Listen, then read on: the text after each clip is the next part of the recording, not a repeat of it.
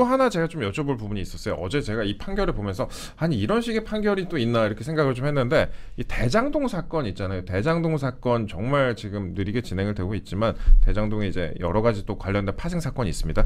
이 사건과 관련해서 뇌물 공여 혐의를 받는 김만배 화천대유 회장 김만배에게 2심에서 무죄가 선고가 됐습니다. 원래는 유죄였습니다. 실형이었는데 징역 2년 6개월이었는데 2심에서 아이고 죄송합니다.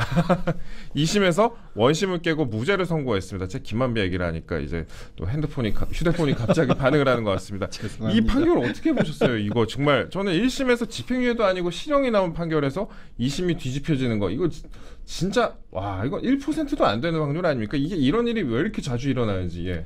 이 사건 좀 설명드리면 대장동 개발 사업 관련해서 성남도시개발공사 설립을 도와달라고 성남시의회 최윤길 의장에게 청탁하고 그렇죠. 예. 뇌물을 공여한 혐의를 받는 화천대유 대주주 김만배 씨가 2심에서 무죄를 선고받았는데 1심에서는 징역 2년 6월이 선고되었어요. 근데 1심에서 실형이 나왔는데 2심에서 무죄가 나온다. 정말로 굉장히 드문 일이에요. 그런데 이런 일이 공직선거법 사건 2심 그리고 위증교사 사건 1심 이건 뭐 뒤집힌 건 아니지만 일단 무죄가 나온 거고 대장동 사건 2심에서 지금 연이어서 굉장히 나오기 힘든 무죄가 나오고 있는 것이에요. 이 사건에서는 사실 1심에서 받아들인 남욱, 정영학 등의 진술에 대한 신빙성을 인정하지 않은 것이죠. 이 판결은 좀 저는 안타깝다는 생각이 듭니다. 예. 이게 제가 그런 생각이 들더라고요. 이게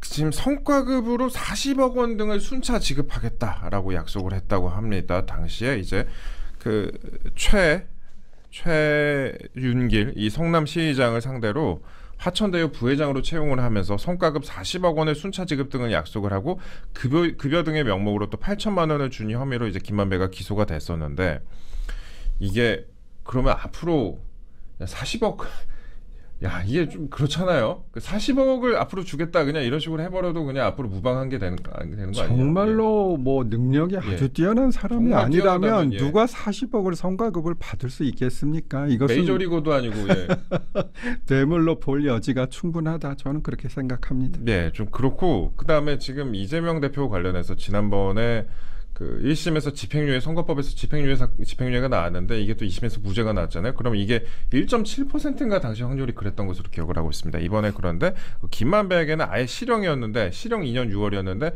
이것도 무죄가 선고가 된 거. 그러니까 1% 곱하기 1% 0.몇 퍼센트의 0.1몇 퍼센트의 확률들이 계속 또 이어지고 있습니다. 그러니까 일반 대중들이 이걸 어떻게 이해를 할까요? 이런 사건들을 접하게 되면. 제가 뭐 수학적으로 계산을 해봤는데요. 아까 이제 3번의 무죄가 나왔잖아요. 뭐 사실 1.7인데 머리가 복잡하니까 그냥 1%라고 생각해 본다면 무죄가 3번 선고될 확률이 100만 분의 1이더라고요. 100만 분의 1. 네, 참 이런 확률로 나올 수 있는 일이 이재명 대표에게만 일어난다.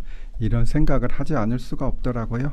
그렇죠. 그리고 지금 이제 사법부에 대해서 국민들의 이제 불신이 생길 수밖에 없을 것 같아요. 이런 판결이 이어진다면 물론 뭐 법과 양심에 따라서 재판을 했다고 믿고 싶지만 왜 이런 일이 꼭 이재명 대표 주변에서만 일어나는가라는 그런 생각을 하게 합니다. 사실 뭐 어저께 재판 내용을 보면은 선고 내용을 보면 남욱 변호사의 이제 진술이 번복되고 구체적이지 않다 이런 식으로 좀 설시를 했습니다. 남욱의 진술이 번복되고 구체적이지 않으며 책임을 회피하려는 태도를 보여서 믿기 어렵다라고 얘기를 했고 그래서 또 원심은 최윤길 피고인이 대장동 주민들이 회의장 문을 막아 당시 새누리당 의원들이 퇴장을 제지할 거라고 예상했던 점을 유력한 범죄 정황으로 봤으나 당시 경호를 요청할 만한 물리적인 충돌이 있었다고 보이지도 않는다. 그래서 통상적으로 허용되는 정치 활동을 넘어선 것으로 볼 수 없다라고 판시했습니다.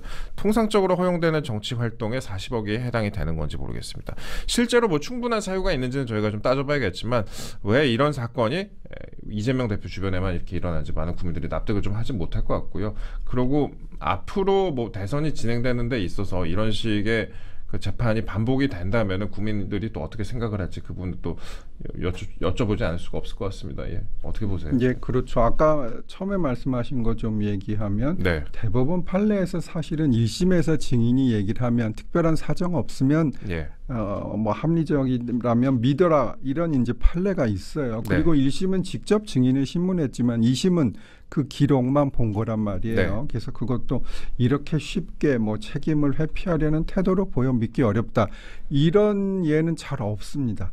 예, 그렇습니다. 그리고 이재명 대표가 오늘 또 보도가 나온 게 5월에 유세가 많으니까 재판에 빼달라라고 또 재판에 나와서 그런 얘기를 했다고 해요. 대장동 뭐 등등 여러 가지 재판을 받고 있는데 지금 어제 이제 서울중앙지법 형사 33부입니다. 지금 이재명 대표와 정진상 등에 대한 대장동 재판에서 이제 재판부가 다음 달 13일, 그러니까 5월 13일하고 27일을 공판기일로 추가 지정을 했습니다. 그랬더니 이재명 대표 측이 뭐라고 했냐. 27일은 대통령 선거 일주일 전이다. 선거 유세 기간이라 기일을 빼줬으면 좋겠다라고 요청을 했다고 합니다. 그래서 검찰이 재판을 그대로 진행하는 게 좋다라고 반발을 하니까 이 대표 측이 대통령 선거라는 일정은 피고인 개인의 문제가 아니다라고 얘기를 했다고 합니다. 그리고 재판부가 정확히 어떤 일정이 있느냐라고 물어보니까 뭐 이런저런 토론회도 있고 국민들에게 알려야 하는 자체 행사들이 있습니다라고 얘기를 해서 재판부가 구체적인 일정이 정해지면 법원에 관련 자료를 제출하고 필요할 경우에는 미리 허가를 받으라라고 얘기를 했다고 합니다.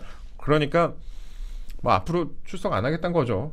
대선 때까지. 지금도 출석을 제대로 안 하고 있는데. 그렇죠. 예. 증인 출석도 5번 안 했던가요? 예, 뭐 5번을 안 했는데 4번인가? 예. 5번을 안 했는데 재판부가 원래는 여러 번 부르겠다고 했었거든요. 근데 이것도 재판부에서 이재명 대표가 지금 안 나오니까 그냥 아예 안 부르겠다 이렇게 해버렸더라고요. 이거는 일반인들 기준에서는 솔직히 이제 증인이 예. 안 나오면 처음에 과태료로 하고 그래서 그 재판부에서도 처음에 300만 원 했다. 그다음에 500만 원 2번인가 한 걸로 알고 있고요. 이제 예. 이재명 대표가 과태료에 대한 이의 신청을 한 것으로 기억이 되는데 보통 이렇게 여러 번 안 나오는데 재판부가 포기하고 나는 이제 부르지 않겠다. 예. 이런 일은 극히 드뭅니다. 극히 드물죠. 이거는 구인 영장을 발부해야 된다고 봐요. 뭐 불체포 특권이 있어서 안 되는지 그거는 뭐 차치하더라도 예. 나중에 결정되면 되는 것이지 이걸 미리 포기하고 영장 발부를 안 한다. 이거는 상당히 부적절하다고 보입니다. 그리고 이재명 대표는 사실 뭐 윤 대통령 사건에 대해서는 엄청나게 신속하게 하라고 압박을 했는데 그렇죠. 예. 본인은 정작 그거와 전혀 다른 태도를 취하고 있죠. 뭐 그거야 모든 분들이 다 아시겠지만 공직선거법 사건 1심에서 2년 2개월인가 걸렸잖아요. 6개월 안에 해야 되는 것을. 그리고 이제 본인이 얘기를 하면서도 언제 인터뷰하는데 자신의 재판은 신속하게 진행될 것이다. 뭐 이렇게 얘기를 하고 들어갔어요. 예, 예. 근데 전혀 그 말과 실제로 하는 행동이 다르다. 음. 그런 생각을 해봅니다. 그리고 어제 보니까 이재명 대표가 보통 재판에 나오면은 기자들한테 얘기를 잘 안 하거든요. 얘기를 잘 안 하고 그냥 불리할 땐 그냥 들어가 버리는데 어제 한덕수 대행 관련해서는 본인이 딱 얘기를 먼저 하더라고요. 얘기를 하다가 또 기자들이 옆에서 근데 왜 재판 안 나오셨어요? 이런 식으로 또 질문하니까 얘기를 안 하고 바로 또 들어가 버렸다. TMI로 좀 말씀드리겠습니다. 저희 지금까지 김익현 변호사님과 함께했습니다. 변호사님 또 오늘도 법적인 부분에 대해서 아주 상세하게 저희가 여쭤봤는데 그래도 답을 주셔서 감사합니다. 이게 한덕수 대행의 어제 헌법재판관 지명을 두고 많은 분들이 혹시나 오해를 하시는 거 아닌가 저도 그런 생각을 했거든요. 그러니까 마은혁 후보자 임명에 대해서 오해를 하신 거 아닌가 그런 생각을 했는데 또 이완규 후보자 지명이라든지 함상훈 후보자 지명에 대해서 또 오늘 어떤 의미를 가지는지 또 법적으로 야당에 지금 할 수 있는 부분이 상당히 없다라는 거를 말씀해 주셨습니다. 그러니까 시청자분들 이런 부분을 좀 이런 부분들 참고하시면 어떨까 싶습니다. 댓글을 제가 보니까 오늘 굉장히 많은 분들이 좀 다투세요. 다투고 좀 가슴이 아픈 게 지금 이제 헌법재판소에서 많은 시청자 여러분들께서 예상하지 못한 결과를 바라지 않은 결과를 이제 좀 선고를 하지 않았습니까? 그 후로 많은 분들이 좀 다투고 계십니다. 저 좀 가슴이 아픈데 그러니까 지금 뭐 어떻게 가야 된다, 어떻게 해야 된다 이걸 두고 서로 입장이 많이 좀 갈리는 것 같은데 제가 좀 앞에 드렸던 말씀 다시 한 번만 좀 드리겠습니다. 제가 좀 그 말씀 좀 절실하게 좀 말씀을 드렸는데 한 번 무너지면요 다시 일어서는 게 정말 힘이 듭니다. 정말 힘이 들고 이거 제가 진짜 잘 알아요. 제가 진짜 잘 알고 사람이 구속되면요 진짜 주변에 모든 게 다 무너집니다. 이것도 제가 정말 잘 압니다. 그러니까 지면요 모든 게 다 끝이에요. 초인류 기업 같은 것도요. 삼성 같은 경우에도 총수가 구속되니까 경쟁자들의 지금 굉장히 많이 잠식을 당했습니다. 제가 이런 말씀을 왜 드리는지에 대해서 여러분들 좀 다시 한번 생각해 줬으면 좋겠습니다. 현실을 직시하고 주어진 상황 하에서 최선을 다하자라는 그런 말씀을 좀 드리려고 제가 다시 한번 이 말씀을 좀 강조를 드리는 겁니다.